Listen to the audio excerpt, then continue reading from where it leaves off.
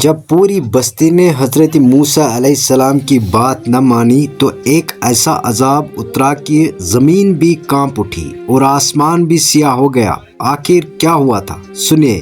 ایک بار بنی اسرائیل کے بستی والے سخت نافرمانی میں مبتلا ہو گئے۔ حضرت موسیٰ علیہ السلام نے انہیں بار بار سمجھایا کہ اللہ کی نافرمانی چھوڑ دو، انصاف قائم کرو اور مظلوموں کا حق نہ مارو، مگر ان کے دل سخت ہو چکے تھے، نہ وہ توبہ کرتے نہ ہی اللہ کے احکام مانتے۔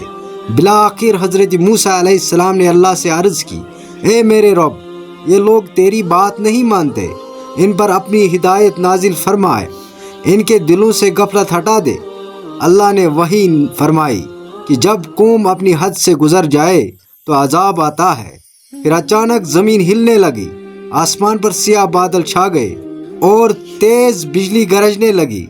لوگوں کے دل کانپ اٹھے، کچھ نے چیخ کر کہا، اللہ ہم معافی چاہتے ہیں، مگر دیر ہو چکی تھی۔ سیاہ ہوا کا رخ طوفان آیا اور نافرمانوں کو تباہ کر دیا، جبکہ حضرت موسیٰ علیہ السلام اور نیک لوگ محفوظ رہے۔